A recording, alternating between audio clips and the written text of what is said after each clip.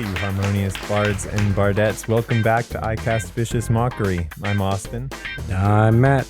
And we gotta... Are we starting with the follow-up? Sure. All right. So we got a follow-up from last episode when Matt was telling us about his plans for an episode of one of his campaigns, right? I guess you technically have two now. Yes. It's like two campaigns that are one campaign. Right. They take place in the same, it's a shared universe campaign. Right, yeah.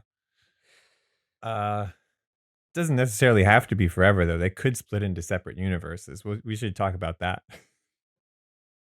we should maybe come up with... No.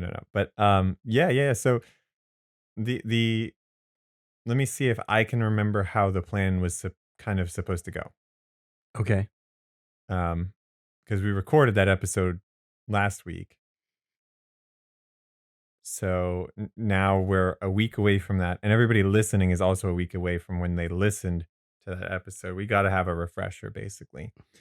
So I'll see what I remember, and then we'll see what everybody... And I can fill in. Yeah, you can fill in the gaps. So the kind of plan was... Or the background was that the characters were in a part of the world where a weird thing was happening, where mist was enveloping cities and taking a couple children at a time. Basically is how to summarize that, the background of it. Mm-hmm. And they just happened to be in one of the cities. I don't know if it was actually coincidence. I mean, I guess not really. But what is coincidence if not for... I don't know. But they essentially were in one of these cities. The mist would put everybody to sleep, and they'd wake up and some kids would be gone. Not all of them, just some particular ones. Not sure. I don't know anything about what is the deciding factor of which kids get taken or anything. But the party obviously tried to stay awake. Like that's the goal. Like they were going to try to stay awake. They were going to get attacked in the night, and then they were going to be saved by a new character who is being introduced. And I don't know why that character wouldn't have fallen asleep in the mist, but we'll see what happens. I haven't really heard much about them yet, so I'm eager to find out. Now, the other thing was that what was attacking them? The shifty dudes, Displacer beasts. Displacer beasts. Mm. And they have like a mirror image type effect active on them, where they essentially, like, you have to roll when you're going to hit them to see whether you actually hit them or their mirror image. Right, and I think mechanically it's just, from what I remember from the encounter, it's just disadvantage. Oh, is it? Yeah. Okay. Yeah. Nice, easy way of doing it. Mm-hmm. So, yeah, basically what was going to happen was they would try to fight these displacer beasts and be trying to like hold their breath and stuff. And they're going to be, then they'd be put to sleep at some point and be rescued by this new character who they hadn't met before, to make that character's introduction punchy and like really make them be like, whoa, this dude's so cool. So yeah, that's a summary. How'd it go? Yeah, it went pretty well. I think it didn't go as I thought it would, but it did go. I think it went better than I thought it would. Interesting. For a couple of reasons. But number one thing I didn't really consider until the moment of actually playing is the mist was thick enough where you really couldn't see somebody from far enough away. Mm-hmm. And there was some discourse about if you can't see the target, then you're at disadvantage. Right. But also, if the target can't see you, then you have advantage. Right. So they kind of cancel each other out. They do. And then every attack is just neutral. Except one thing I didn't consider until I was actually sent a post by Forrest Oh, okay. That's yes. Okay. Uh, That's why I read that post because he put it in the chat. you put it in the chat, Okay. yeah. So yeah, I didn't really consider that certain spells say like they affect a creature you can see, Right. and though you can't cast those because You you can't can't see, cast them on creatures you can't can't see. see Yeah. exactly. But they could see each other within 5 feet. Hmm. So I had planned on making it so that basically melee attacks, everything was neutral except for melee attacks, which actually would be a disadvantage because they're displacer beasts, and that's kind of it. Hmm. But I never actually um, remembered to tell anybody to roll with disadvantage if they were doing a melee attack.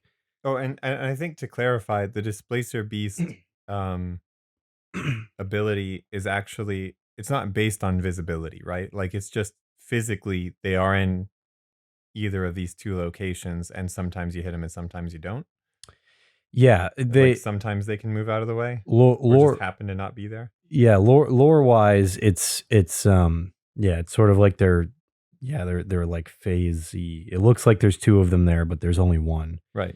And it's not like you hit the one and now you know which one is the real one. It's like they're Yeah, it's just not clear yeah, which one is at all. it's just never clear which one is the real one at any given time. It's like the cup game. I'm doing a thing with my hands if you're Right. listening on if you're just listening to this, it's like what do they call that? 3 card ante? I don't think Queen Queen's I don't think I know what that is. Queen's Gambit? No, that's a chess thing. Yeah. Anyway, um you know what I'm talking about? Where you got a rock under the cup and you shuffle cups around, you got to point at which one has a rock in it. Yeah, but it wouldn't be called 3 card ante. That's a card game, isn't it?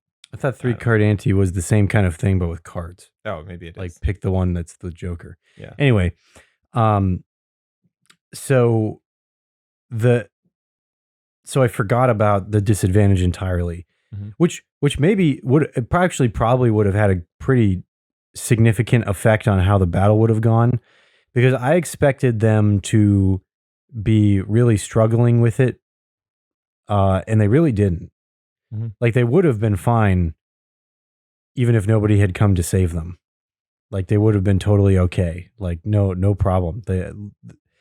Um they all came up with really clever ways of avoiding being put to sleep by the mist. Right. And we don't have to go over the specifics of those. Um, but essentially, you can hold your breath. You can push the mist away from you since it's water, even though it's magical. It's made of water. So Hmm. certain spells can move water around, stuff like that. You can fly above it. You fly above it. That's the other thing. Yeah. Um, so that's kind of the end all be all, is that only a couple of them fell asleep at all during the encounter. And I wasn't going to be that guy and have the asleep people be the main like uh targets of the attacks. Right. Because the attacks for something like a displacer beast, they'd be more likely to attack a threat. Although they might try to like, I don't know, they're predators, I would assume. So they might try to like steal away with the sleeping one. Oh yeah, yeah. That's a possibility too. Right. Right, But but how can they drag something if they don't know where they are? well, they have to get in melee with it. Well, they probably No, I already mean, how can they are. drag it if they don't know where their own body is because they keep phasing in and out? Like you try to pick it up and you'd be like, oh, I'm over here now. So the but that would have been a different kind of thing. I'm not Oh, saying technically, that's a bad idea. I guess but if they grapple, you could grapple them back and give people not disadvantage. you could, uh, yeah. Does grapple give advantage? It I don't know. if somebody is grappled in melee range, I think you get advantage or something like that. That makes sense. Yeah. So when so actually there were only 2 Displacer Beasts left Mhm. by the time their rescuer came. The rescuer was a hooded figure with a mask on. Oh, that explains why they wouldn't Right. fall asleep. Uh, it it was a gas mask. Right. Is what it was. Like literally, actually. Imagine what a gas mask looks like. That's what it was. Um, and then a Blink Dog companion who because I read I did I say this last time? I Yep. read that Blink Dogs were the natural like were trained to hunt down Displacer Beasts. So I thought that was a cool mechanic. And isn't it cool to have like a character that is a blink dog? Yeah. Like a trained blink dog? Yeah, that's cool. Anyway, um so the character in this world, firearms are just starting to become something that exists. Like didn't exist before. Right. Basically, until the characters started doing stuff, they didn't really exist at all. Right. So this character has a really nice one, the one that saves everybody, like one that shoots like zappy electricity stuff. Mhm. And it turned out that this person was related to Callie's backstory. Mhm. And Um, Callie is one of the characters. One of the characters, yeah, one of the player characters. Mhm. One of the they had a very cryptic to everybody else, but you know, obviously Jenny, who plays Callie, no, like obviously this all had to do with her backstory and her character. So we were able to have a conversation. The character, you see, I like this a lot better.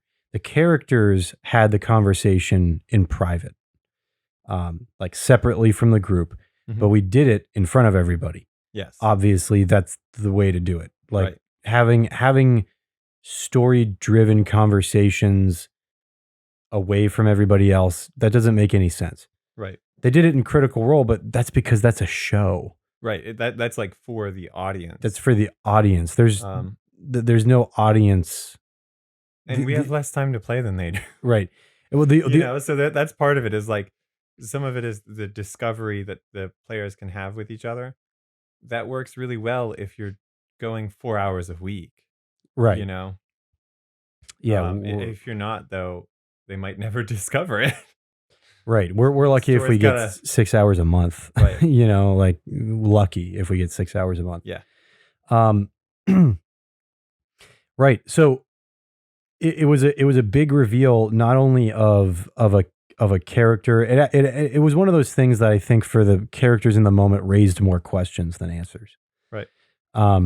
And also it foreshadowed a bit about there was some name drop going on. Mhm. The campaign, I've named the campaign Cataclysmic Rift, and the character, her name's Alexandria, the character that saved everybody.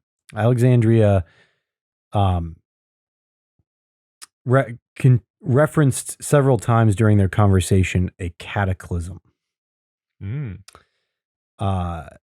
Nothing about rifts, but mentioned a cataclysm a few times. So all in all, after it was done, I had a few of the players say that was their favorite session yet. They had a lot of fun, and they thought it was really cool. So I was excited to hear that I was able to plan something, and it went about as well as I had expected. Right. You know, that Yeah. doesn't always happen, but it also gives me an idea of what it is that makes people excited and what they're looking for. Mhm. So hopefully I can do that for you guys too, eventually. Well, actually, while we're on that topic, Yeah. I got a problem Yeah. with my gameplay. With your gameplay? Yeah. So I'm running into an issue, Mm-hmm. and I'm not sure which way to go with it. Okay. So last session, Mm-hmm. my character Liam who's Mhm. based on a real person. Right. Um, just to remind everybody who Liam is, in case they don't remember, he's an artificer who's based on an actual person who I'm not giving it away yet. I'm not telling you, but Nope, not yet. We'll get there um, eventually, maybe. uh, he he was in a situation in our last session where he was talking with a little girl for a long time Yes. and didn't get much useful information from her. I mean, there's so actually some information that we got later made some of what she said more helpful. And the information that we got later that I think made her information more helpful is that her brother is the original vampire that my party is going to have to go and fight, Right. or something along those lines, whatever Yep. we end up deciding to do with him. Mhm. I mean, I prefer to figure out how to break the vampirism curse. That would be ideal. But I don't know how that curse works in this world, in this setting. I don't know if it's like a magical, like literal magical curse where you can remove the curse, or if it's a like biological thing, where like the body, like it's a DNA thing. And I mean, technically, like I could invent CRISPR and then like gene therapy and then like go, but I think that would take a couple lifetimes, and my character is an artificer, not a monk. Right. And or a cleric Right. for that matter. Well, I mean, no, a cleric wouldn't be able to well, yeah, I guess a cleric could live a long time, right? Do they do that? The ones that live a long time, there's one subclass of monk that does. That lives basically forever, but I don't think all monks do. Mhm. Just one I of guess the he could program himself into a robot, though. I'm sure he would have a lot of insight on that Yeah. with Roll Kinzoku. insight. I can do that. Uh, Wait, insight's wisdom. Yeah, he's not that great at that. Yeah.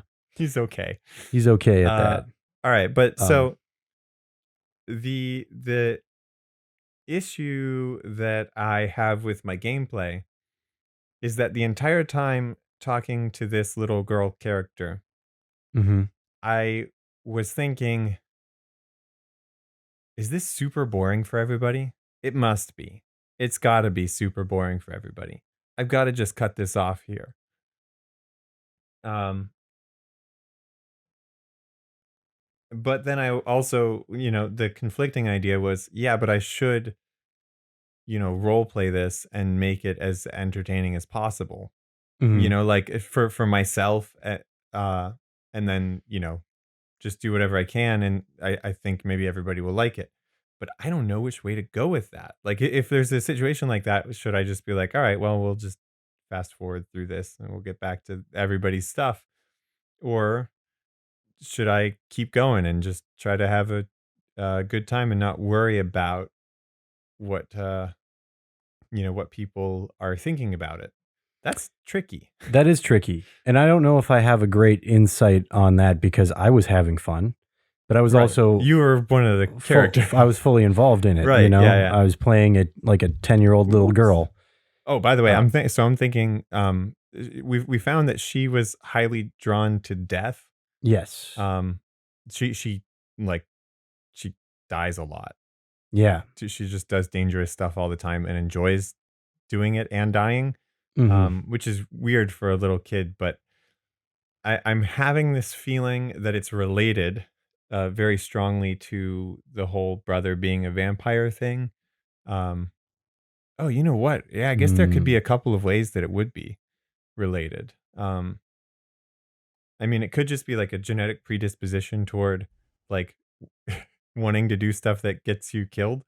And then that's also why he died so much and eventually was revived and corrupted as a vampire. Um, and it just explains that.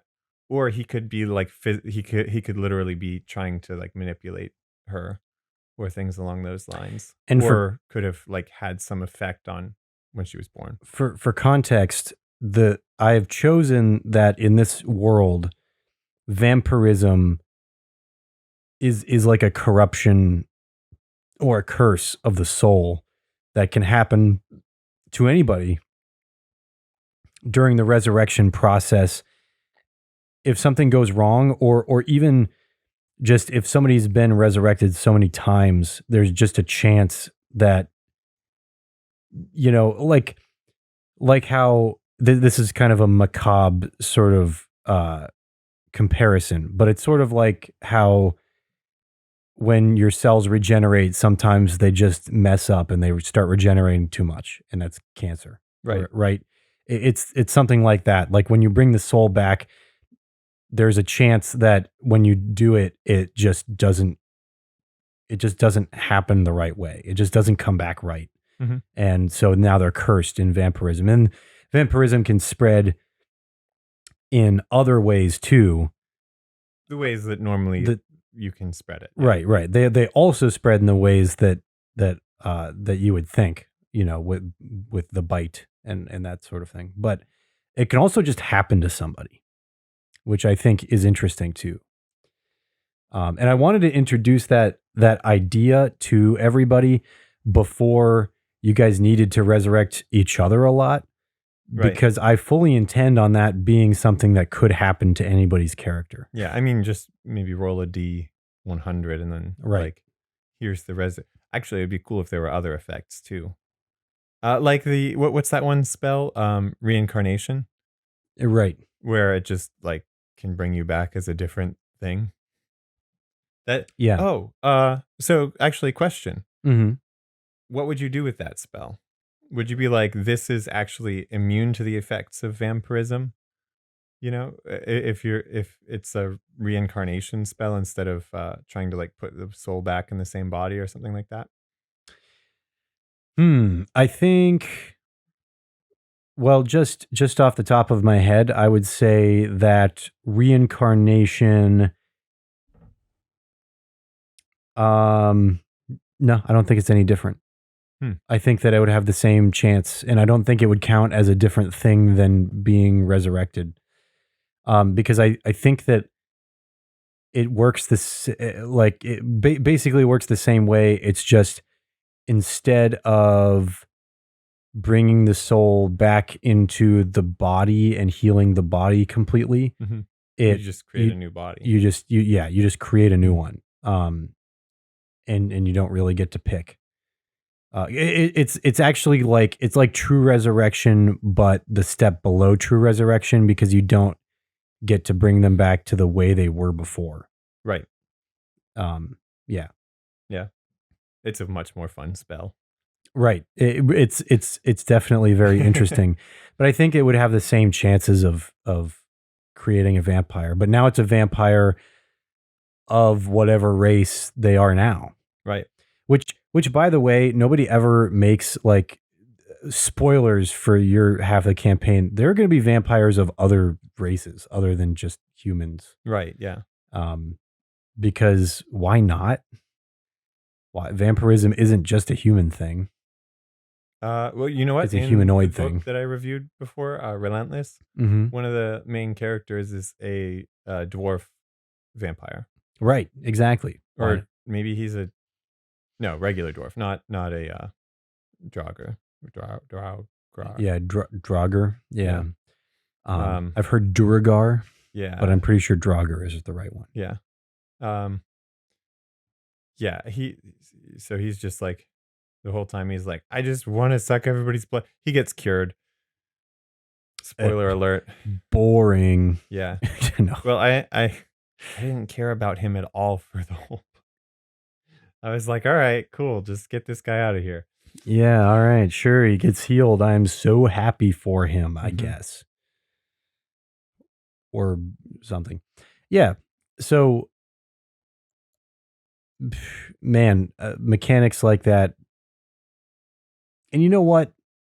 I invite all of you listening. If you want to just make up lore like that about your game, you definitely should, because it's fun. Mhm. Like, does it have to be like that? No, but I think it's a cool idea. I'm excited to run with it. See what I can do with the concept of anytime you're resurrected, there could be a chance that you'll become a vampire. You know what? Let's try. Let's try something. Okay. What else can happen to you when you're resurrected? Let's let's come up with some effects. Um, so when you in your setting, Mhm. when you die, Mhm. where does your soul go? It depends. Okay. It depends if you have like a pure or even neutral soul. Yeah, let's start with neutral and then we'll go with the other options. You'll pass the divine gate. Your soul passes the divine gate and goes to um you know basically the Mount Celestia, I think, is the place, and you could become really anything. I think though, actually, I think in D&D lore, neutral souls actually go to Hades, Yeah, I believe. I Now that I think think so. about it, Because Sharon does do Sharon's thing. Sharon. Sharon, yeah, the river person. That's how you say their name. Oh yes, okay, yes, Yeah. Sharon. Yes, so there is Although I don't know if so Sharon actually shows up in that book as well, but I think it's a different Sharon. not like a riverboat Sharon. No, she's a little girl who represents uh conscience, Okay, and she like it doesn't matter. It it doesn't matter doesn't what she matter does what she exactly. does. Yeah. I can't tell if it's the same person or not though, because they kept being they literally correct another one character corrected another one's pronunciation of their name, which I don't Oh. know how that would have worked spelling because you would have been saying the same thing as each other. Like they were like, no, no, no, not Sharon, Sharon. Okay. Yeah, I don't man. Not Sharon, Sharon. Maybe that's what they were saying. Maybe that's what they were saying. I couldn't tell. No, but yeah, I guess all that stuff. Yeah, that's in D&D lore. But okay, so your soul goes to a place. Right. Yeah. Do any of the places affect what? Like, do they have any effects on your soul? Like going there that you know of, or would Yes. you like to have that? Yes, because like if your soul goes to the nine hells, then it's turned into, I forget what they're called. They're like these blobby creatures. If they go to the abyss, they turn into different blobby creatures. That time I got reincarnated as a slime. Yeah. Yeah, yeah, yeah, yeah. And then you absorb a dragon, and now suddenly you have immense world altering power. Mhm. And then you're just like so overpowered that really nothing is a threat. So they have to like manufacture threats by like threatening all of the other characters in the show. I haven't seen it. I And don't know okay. any of this Anyway, so stuff. you kind of like painted yourself into a corner because you already had them fight God and win. And so it's like, well, what do you do now? Yeah. Well, that is like the One Punch Man problem, but in that it works because Right, but Saitama's lazy. yeah, but the show's and not trying to clueless. say that Yeah. though. It's not commenting on anything like One Punch Man is. That's true. Well, anyway, Yeah. so the only souls, I guess, only the neutral and good souls really are kind of like in a good shape to be resurrected properly. If somebody's soul is taken to the nine hells, I'm pretty sure they can't actually. I think that that's different. I think they can't be resurrected until their soul is freed. Because also, especially, What if they're from there? what if they're from there? If they're from the Nine Hells? Well, that doesn't necessarily mean that their soul will go there when they Okay. die. I don't think. I don't know how it works. You have to decide that one. Yeah, I don't think so because because the souls that end up in the nine hells specifically, it's because they're like contractually obligated, like they signed a contract Mhm. to serve. Like basically, that's what devils do. They get people to willingly sign their soul to the nine hells in order to get some kind of power Hmm. or whatever. Like maybe even it's material wealth. Could be anything. But that's that. Yeah. So that's what they do. And they also try to corrupt people while it's happening. Like a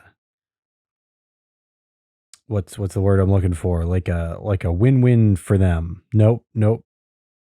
Two birds, one stone. That's it. Right. They try to get them to do evil things by giving them the thing that they asked for in like a monkey's paw sort of situation.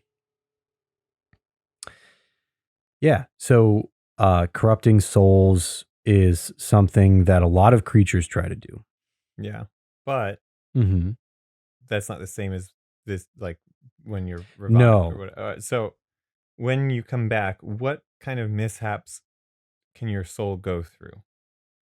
Like, could it come into contact with a different one and then, oops, there's an issue there, or um, it tries to fit through a hole too small? Like, I don't know what happens to it. What kind of things can go wrong? Yeah, I guess so the job of the spell is to rejoin the soul with the body, but Hmm. I'm thinking something like the soul, yeah, like gets partially broken Yeah, or something. Like something goes wrong where the soul doesn't completely rejoin the body. yeah, And it's them still, but not entirely. Something's missing. hmm, That's how I see vampirism. right, And that's kind of how it's explained in the lore too. That's why they yeah, drink blood, yeah, exactly. because they're trying to like Well, get they also physically need it. I don't think so. I don't think they need it. They, I think they only want it. I did read it, but I don't remember right now. I think that it says that they. I'll have to look at it later. At least for D&D. Like Hmm. some vampire lore says that they need to drink blood because that's the only way they can get vitamin D because they can't go into the sun. But that implies that Couldn't they just take a vitamin D supplement? yeah, well, I don't know. But I'm pretty sure D&D explains it like they drink blood because it is the only way it like helps them feel more human. Mm, no, it is like it's not a like, hey, I just want to do this. It is more like a I. I mean, it's a desire, but it's an overriding, Yeah, like all encompassing desire. right. So it's not like I just want to. It's this. It's like an intense drug craving. Yes. That's But they don't actually what I'm saying feel too. better after they have it. They don't feel more human or anything. They actually become more vampire-y. Like a drug craving. Right. Yeah. Right.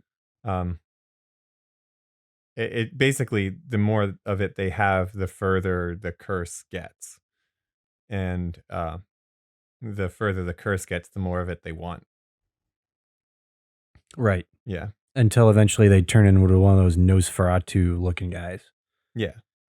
I assume. Yeah. Exactly. Well, like basically, the more you drink, the higher your collar gets. Right in the pointier your ears Hmm. and the Slicker your hair. flatter your nose. Yeah. No, does he have a?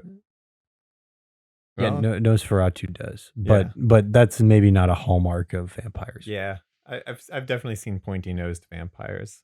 I'm Yes, thinking Hotel Transylvania. I thought you were gonna say Count Chocula Count Chocula. and bring us back, bring us back to It's always a good time for breakfast in the chat, my dudes. always a good time. No, but I see. I'm just wondering what other kinds of mishaps your soul can run it. Like, could it get not corrupted in the same way, but collide with someone else's soul as it's being like sucked back to your body? Because I mean, I yeah, it could be teleported, but What if it's not? What if it like physically gets pulled back when you resurrect somebody Yeah, I think that's at kind a of high how. velocity? Yeah, at high velocity. Yeah, I would have to go pretty fast. yeah. And then like it hits the soul, and then there can be um like a particle accelerator.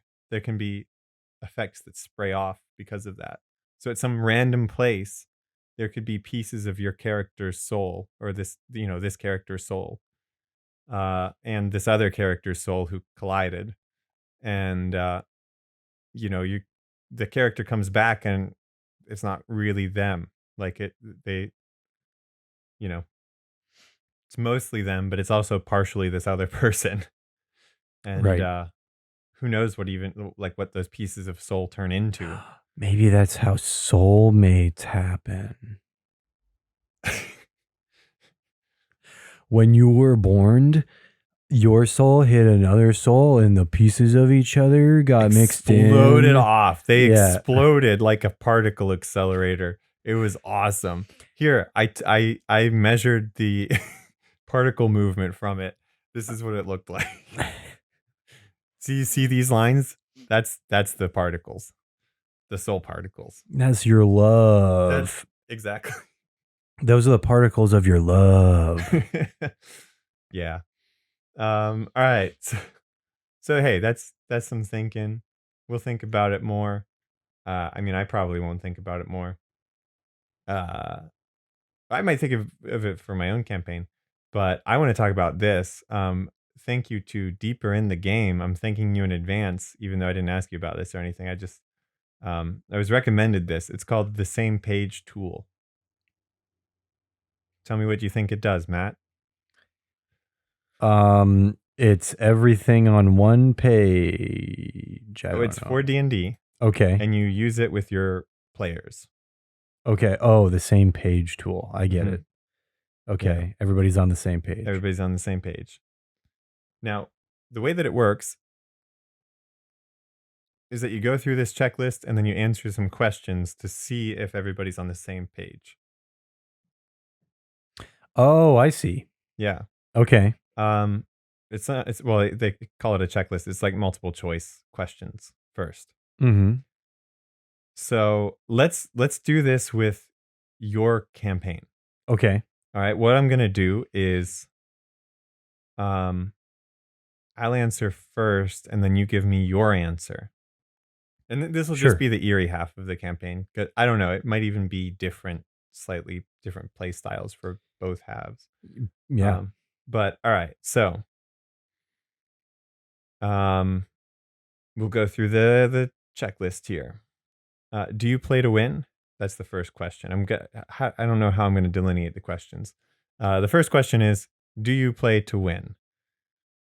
I'm going to go with, and I'll put this in the show notes too. I'll put a link Yeah. in the Lincoln. show Yeah. notes so you can read the other answers. I'm just going to read the answer that I think is correct.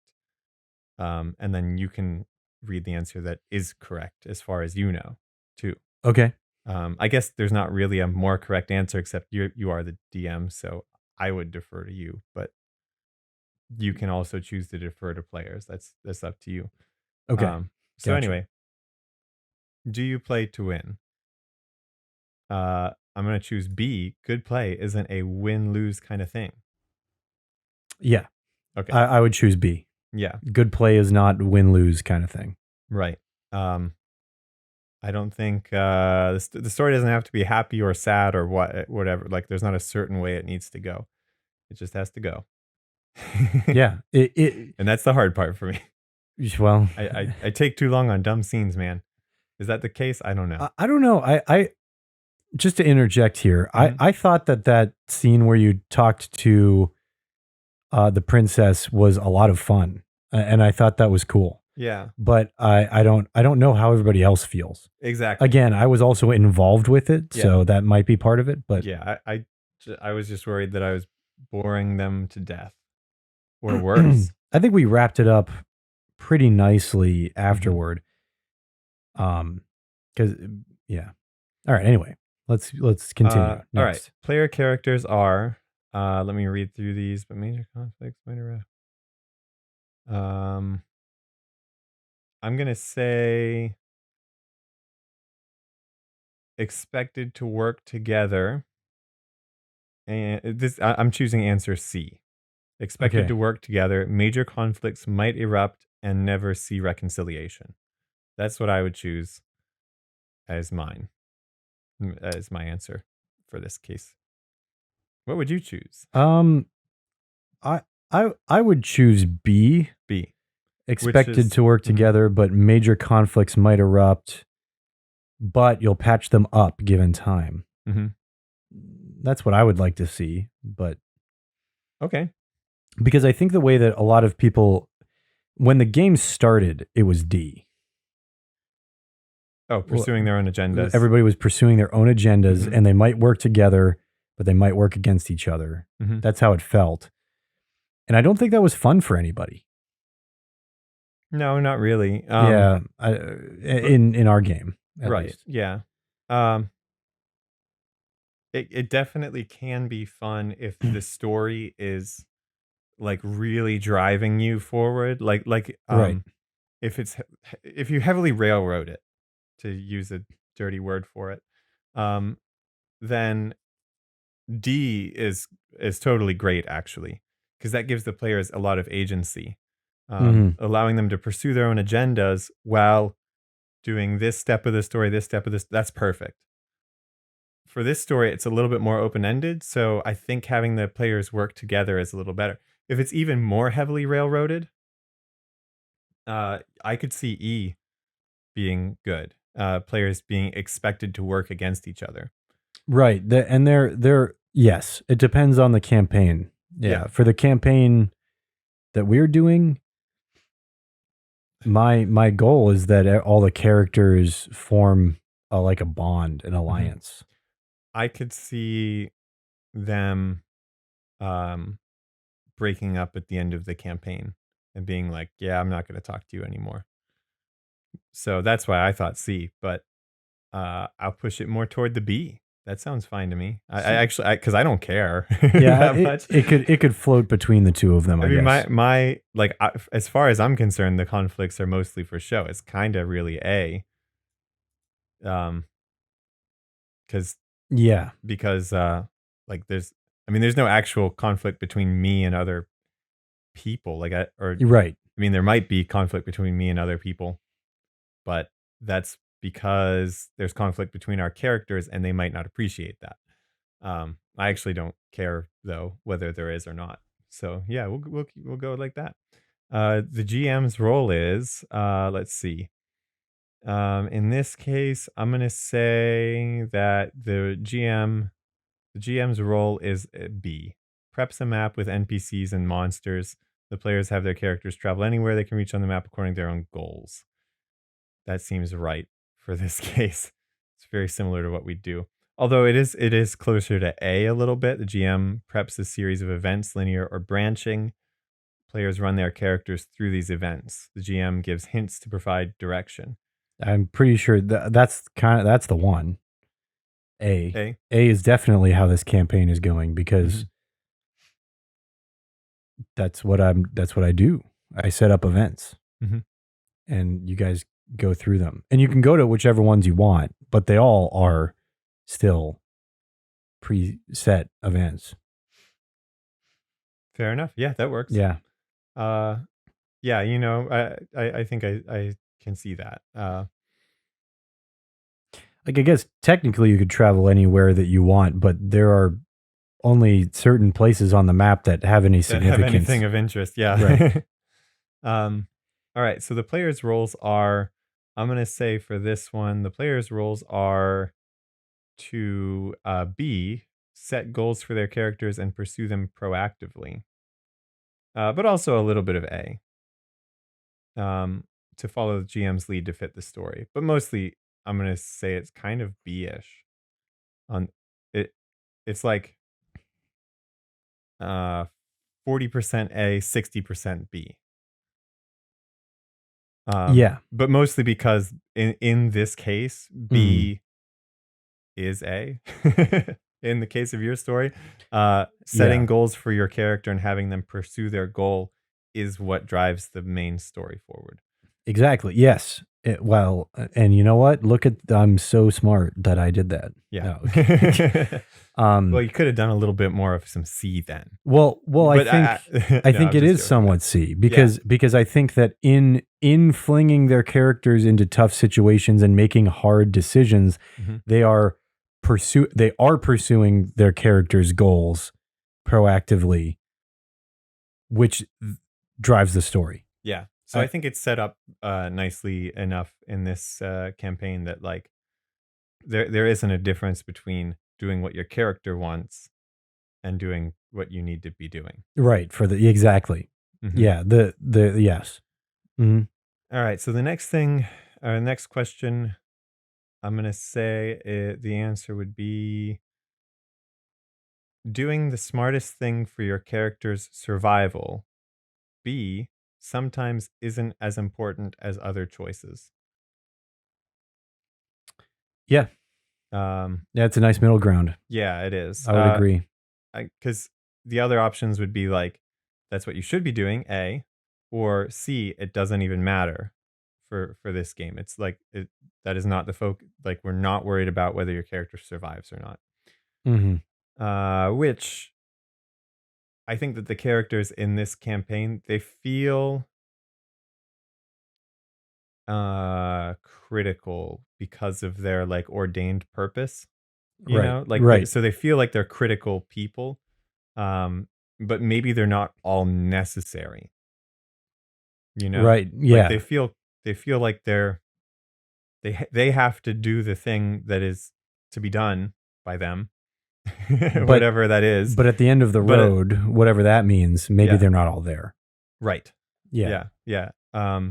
Maybe the person who is coordinating this plan has backups and has uh built-in redundancy so that they know like if half these people die whatever like we don't know how they feel about the characters whether they think that they are disposable or whether they are irreplaceable to Right. them. Right. That we have actually no clue how they feel about the characters at all. So hey, that's just how it goes. Mhm. So the next one is the GM's role to the rules is I'm gonna say A. Follow them, come what may, including following house rules. Because of the house rules part, that basically means, you're going to, stuff like the vampirism stuff, where you Mhm. have your own rules set up for it. Yeah, we're going to follow it, and your characters might get vamped. Right. Exactly. Yeah. Yeah. Maybe your character will become a vampire. Yeah. Okay. Hmm. Yep. I agree. The addition of following house rules makes that my pick as well. Yeah. It'd be super rad if these were numbered, because then people could follow along with us more easily Uh, if they want to be following along. it is what it is, I guess. Okay. All right. After many sessions of play, Mhm. during one session, a player decides to have her character side with an enemy. This is, well, I'm going to say, oh, okay. These are some pretty good options. Hmm.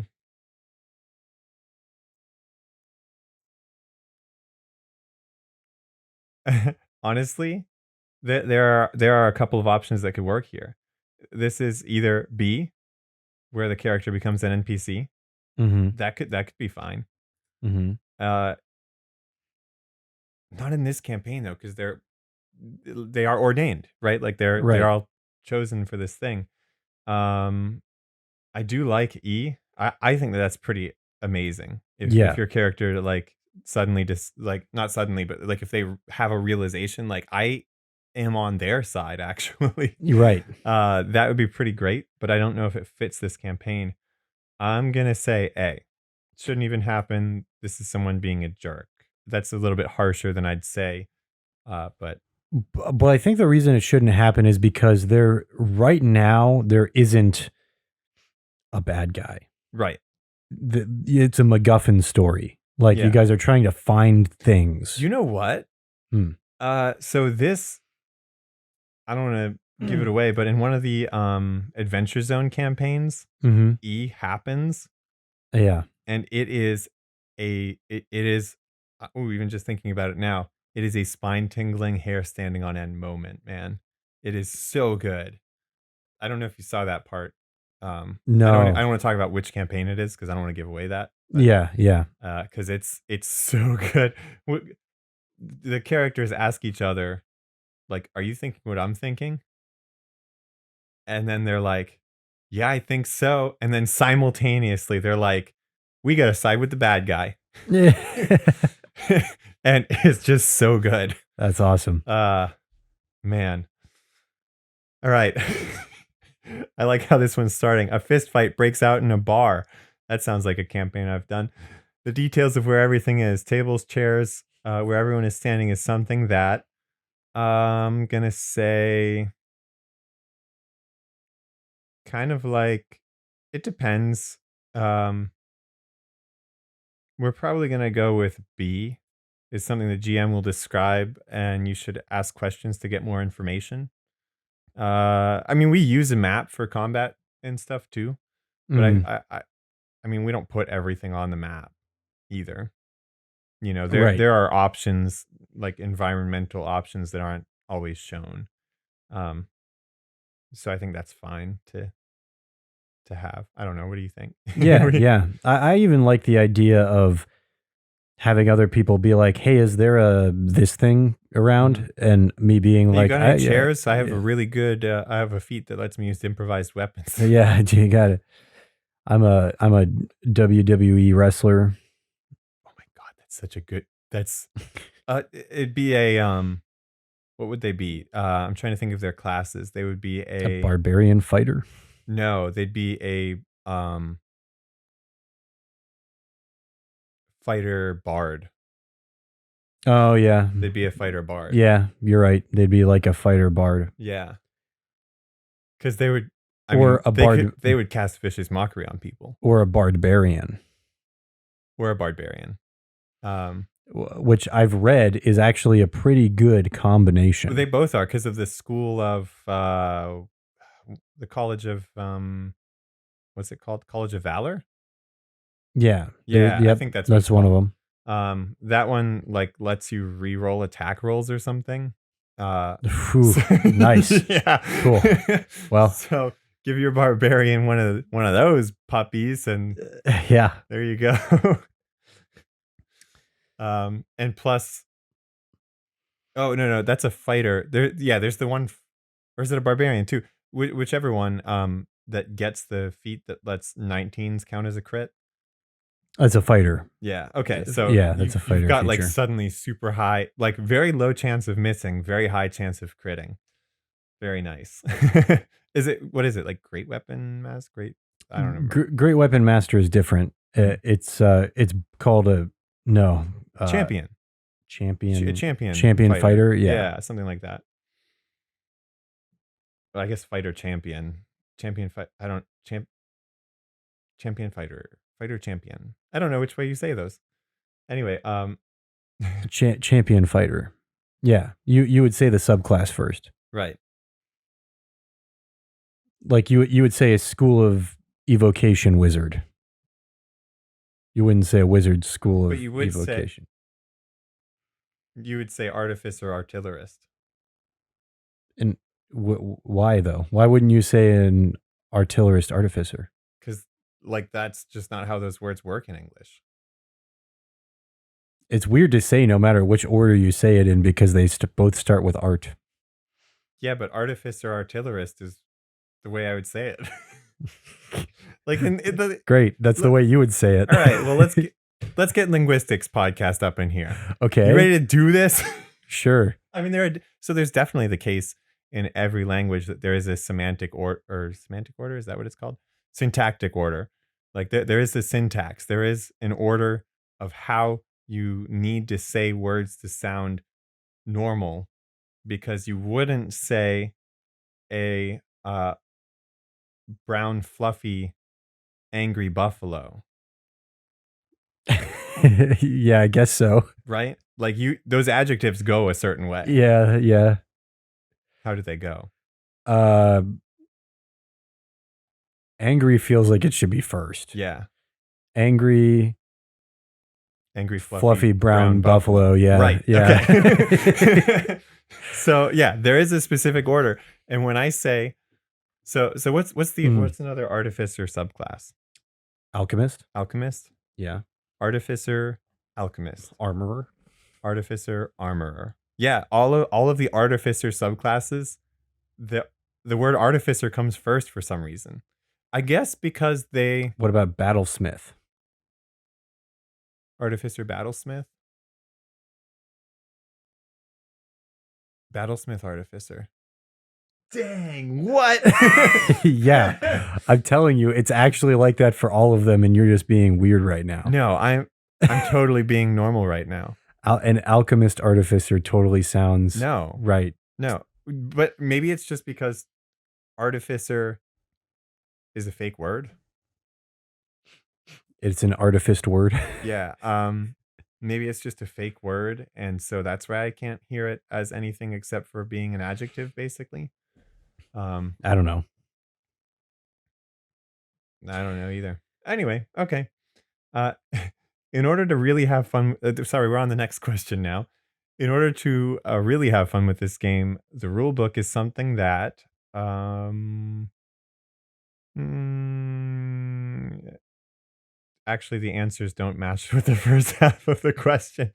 The sentence just breaks. Right. Everyone should know the how okay, so it's basically asking how much of the rules everybody should know. Should everyone know the rules and the setting? Does everyone just need to know the rules, the setting, basics of the rules, the genre that the game pulls from? Or does only one person really need to know it? And it can be explained to everybody else as you go very easily.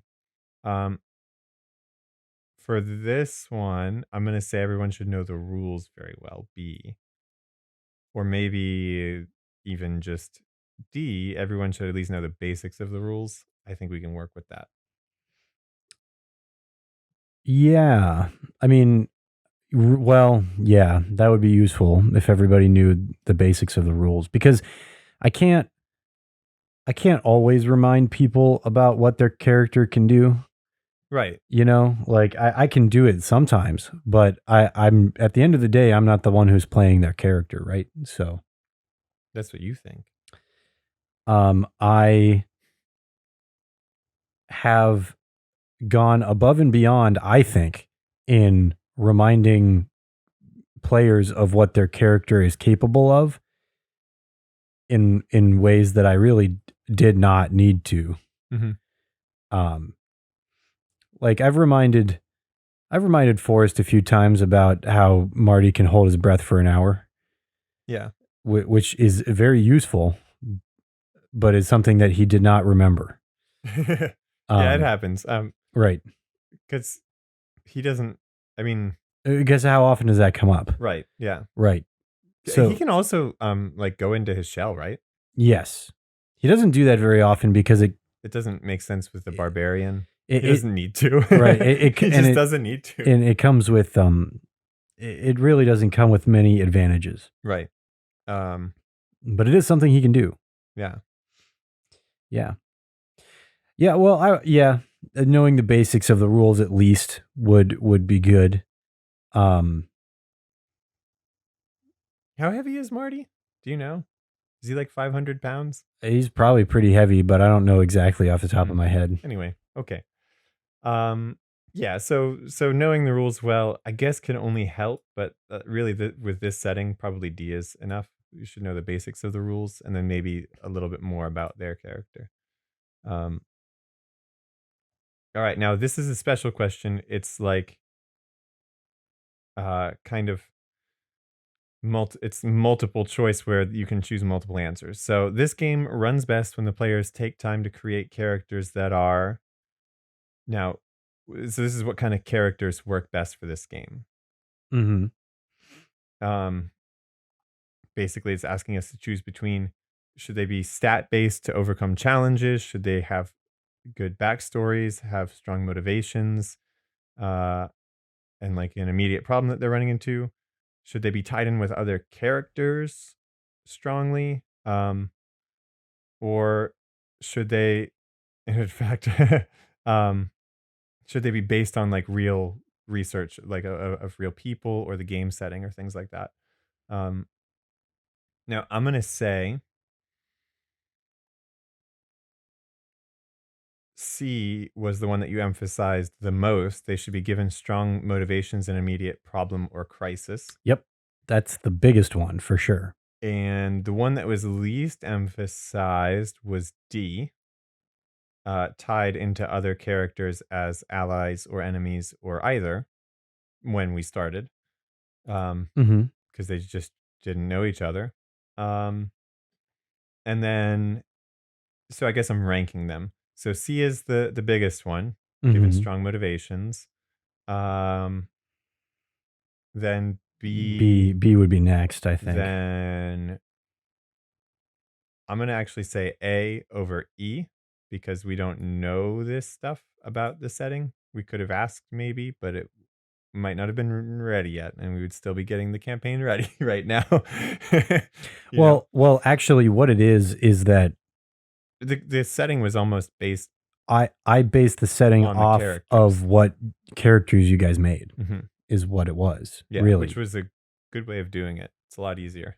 Right, It exactly. like let the players generate some of the lore. Right. You know, Yeah, it I took a think load that's really cool. off of my shoulders. Yeah, and it's so much easier to tie in their backstories. Right. It's so much easier. Mhm. All right. So anyway, yeah, it goes C, B, A.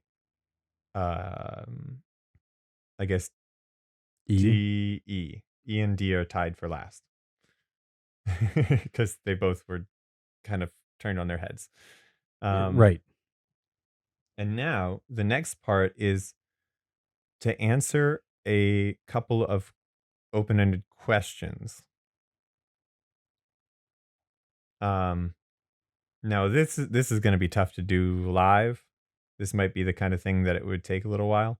Okay. But these questions are to see if everybody is what's this thing called? That's right, on the same page. So, Mhm.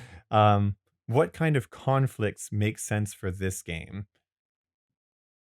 To me, that would be conflicts of interest, like the characters want opposite things from each other and don't, or not from each other, want opposite things and don't know it. Uh, oh yeah, opposite from each other. Yeah. Yeah, so like one character wants to, you know, achieve a certain. Specifically, I'm thinking of my character Liam and Jenny's character Callie, who are in a very who have disagreed many times on the path that Liam is pursuing. Right. Um, he hasn't changed his mind and he won't. Mhm.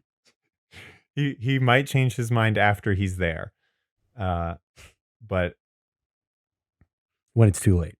yeah, Yeah. exactly. It'll be plenty late for that. Plenty late for that. So don't worry. Yeah, I don't know. So there's that kind of conflict that makes sense to me. Let me Mhm. see what else. Conflicts. I mean, obviously, like conflicts between the players and like the world itself. You know. Yeah, there's a lot of opportunity for conflict in this game. Like a lot. Hmm. Um yeah, because there's you guys and just the conflicts to finding and destroying these gems. Hmm. Uh Actually destroying the gems isn't hard. The hard part is finding them, Hmm. which also isn't even hard. It's that when you do find them, there's usually an obstacle of Right. some kind. I'm going to say that the kind of conflicts that don't make sense are conflicts of conscience when it comes to Mhm. like what the group is doing. Right. Like it wouldn't really make sense for one of our characters to be like, "Hey, are you sure we should be killing all of these whatever?" Yeah. You know, like Mhm. but that's I don't know if that's just me or cuz I don't know, maybe some of the situations should be resolved peacefully. I'm not entirely sure what is what. Um So stay there. Yeah, You know, but like I don't know if there are situations that can be resolved without violence or not. I mean, so far it's what we've been using. It's kind of our go-to. Um, my my intention has been to allow it yeah, at any time. yeah. It, Most of the conflicts so far just have been very conducive to throwing hands. right, right. And a lot of people like the I mean it's a huge part of the game. Yeah. The combat Eventually, we'd mechanics. have to fight somebody. Yeah. Um, yeah. Like the current one though, with my party and with the night shift and everything going to fight the vampires. Mhm. I mean, I was hoping I'd be able to come up with a way of curing them. Um, but I didn't find any good leads for that. So Right. I guess kill them it is. Or when we get there, we might decide to do something other than kill them. But I don't know if they can be reasoned with. I mean, the one dude's been a vampire for a couple hundred years, so that's gonna be a little rough. Like I don't know how much reasoning is left and how much it's just like all about what they want. So yeah, I don't know, and I'm sure that they would not. At this point, they would not feel that us curing them of a curse is is like a good thing. uh, I'm sure they'd be like, "You're gonna take away you mean my power, my influence, my like." That's not cool with me. Um, I like those things. yeah, Yeah. like this is what I was always meant to be. Is I'm sure how they'll feel. Yes. Like we've both done something for more than half of our lives, and that feels like a long time. Like, That's true, I guess. Yeah, but imagine being like that for like 200 times your life. right. Like, Yeah. or 20 times your life, or whatever. Like, When your life is hundreds of years long, you have plans that stretch for decades. right. And Mhm. somebody coming along being like, "No, what about we just ditch those plans and do what I want you to do?" That's not going to sit well with people. Right. So Mhm. yeah, we might just have to kill the vampire. I wish we didn't have to, but at the same time, I do like the idea that vampirism is like a real threat still, and like we're not going to just be able to fix it. We aren't just going to be like, hey, we cured it. Aha! Now there's none in the world. Yeah. We're going to solve every problem in the world. That's what we do. I think there can still be problems when our characters are long gone, except for Kinzoku, who has probably been around for thousands of years or not. We don't know. His physical body could have even been around for that long and not his. We don't know how he works. I mean, I know how he works physically. And he's got those eyes. Yeah.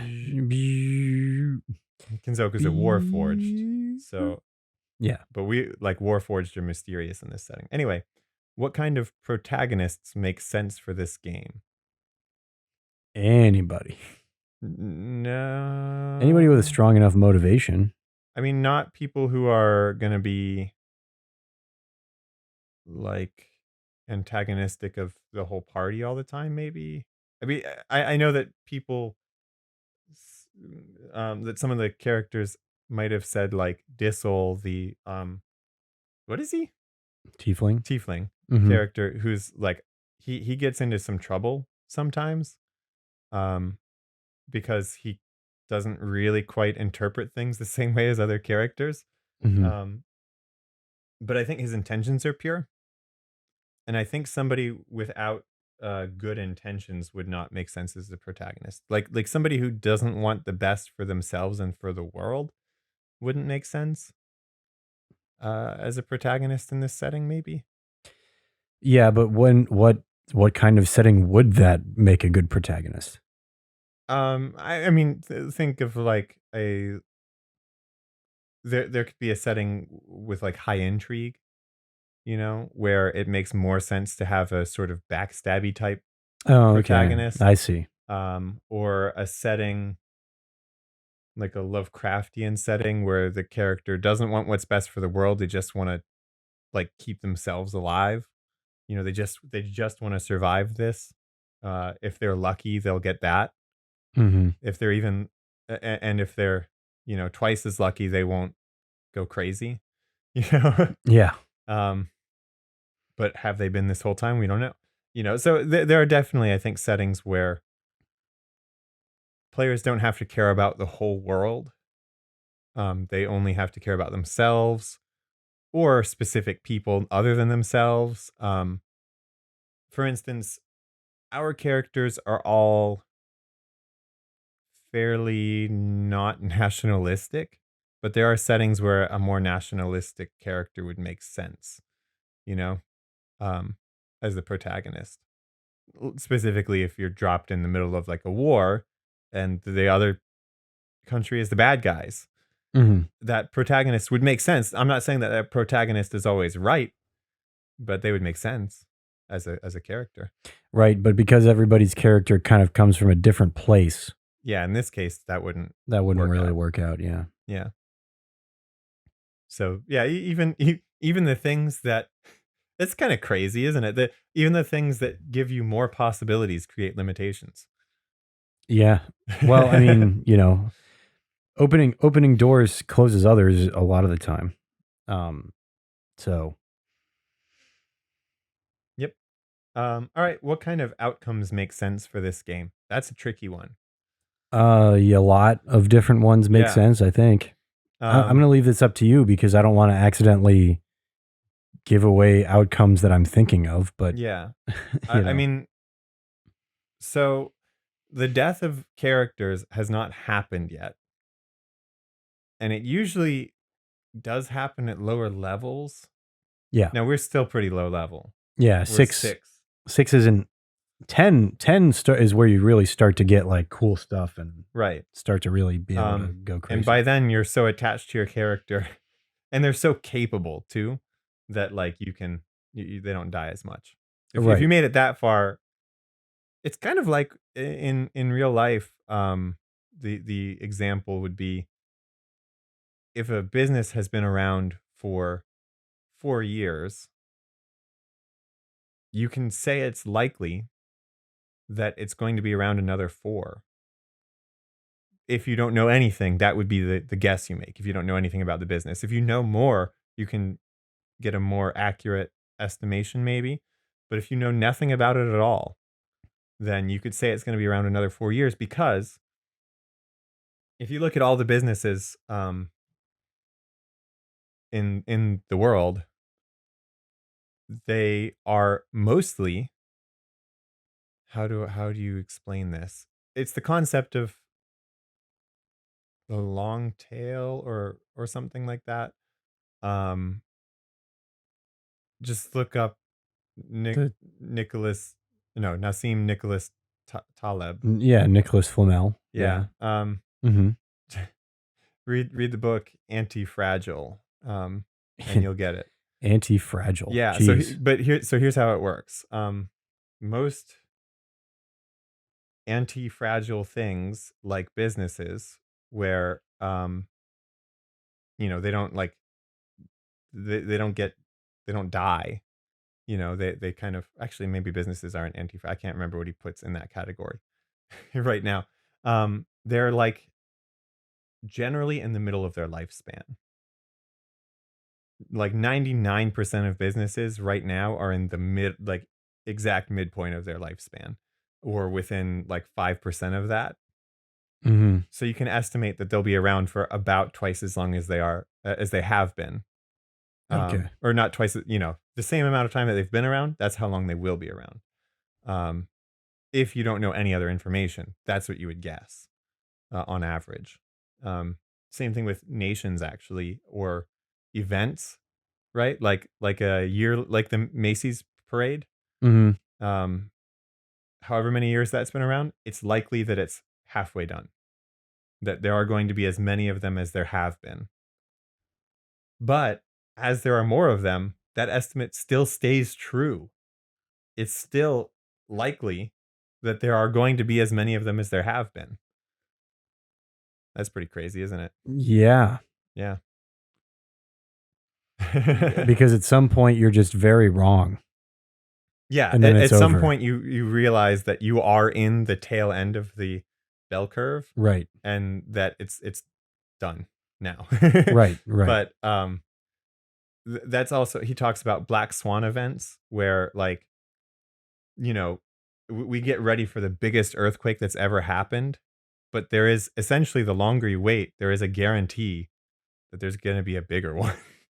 Hmm. uh and a bigger earthquake, it is 10 or 20 or 50 times as big as the last biggest one. So it's not even like getting really, really ready for what has already happened gets you ready for the future. It's that, like, you have to get hundreds of times more ready for what has already happened to actually be ready for the quote unquote black swan events. Um, Yeah. You've brought that up to me before. mhm. So how does this affect the game? I don't remember. I have no clue where I was going with that. I thought you brought it up. I lost it, man. I thought you brought it up. No. Oh, okay, cool. I don't even know what you're talking about. Yeah. I don't know. We were talking about the outcomes outcomes that that make make sense sense. for the game, and I said that I don't want to say any of it because I don't want to give anything away. And then Yeah. you started talking about that I thing. have no clue why. It has something to do. Okay, I'm sure it has something to do with that. Level 10 characters. Yeah. It's likely that your character is also in the middle of its lifespan.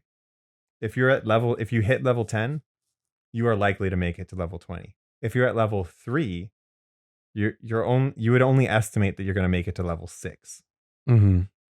That's just how it is. And if you hit like level 18, your character is basically immortal, whether physically immortal or like Yeah. in Legends. Basically gods. Yeah. Um, That's a Critical Role joke for all of you Critical Role fans out there. That's the one all where one of you. that's where it's where Keyleth says we're basically gods and then jumps off a cliff and dies.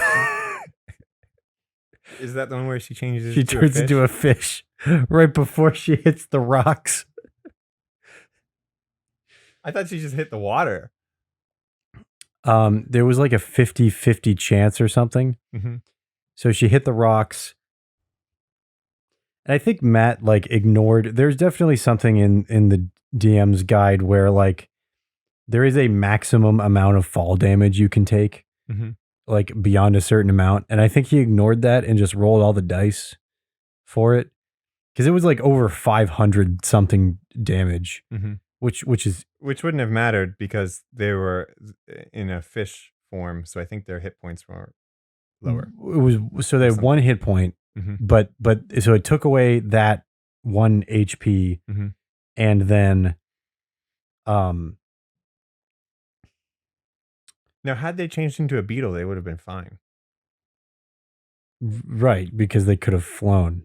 Well, they wouldn't. I mean, most actual insects don't, like, literally can't take fall damage. You can Right. drop them from as high as you want, and if they fall and hit the ground, they are okay because they're so light that the air resistance, Yeah, matches their yeah, basically it body just makes it so they can't. resistance. Yeah. Yeah. Then it would have gotten dashed up against the rocks by the waves, and she would have just She could turned have back drowned. into Yeah, but she wouldn't have died. I don't know, why didn't she turn into something that Could fly. could fly? I just don't get it. Anyway, I thought the point though was to like fall into the water. Like she was showing off. she was trying to jump into the water Okay, on anyway. purpose. So the outcomes that make sense. Yes. I don't know. Could dismemberment, is that a thing in this campaign? It could Absolutely.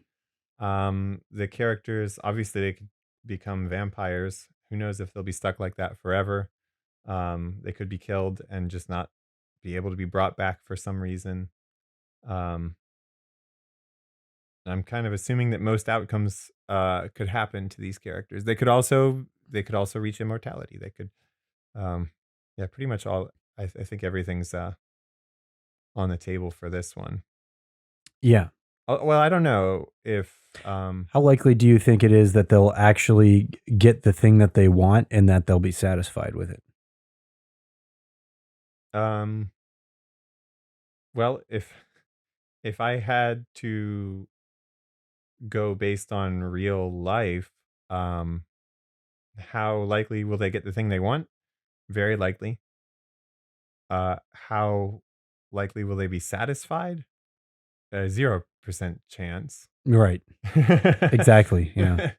So, um, because getting what you want doesn't make you satisfied. Uh, yeah, that's that. You heard it here, folk. You heard it here first, folks. Yeah.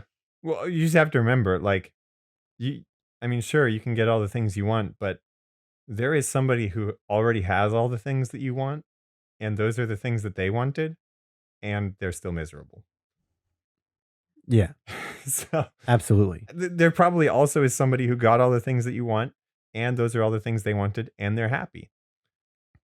But Mhm. it's not because of It's those not because things. of those I'm things. sure you could find both people, and that's enough to prove that, like, yeah. Yeah, absolutely. We must have been recording for like an hour and a half. Oh, yeah, yeah, definitely. Here, actually, Okay. let's find out.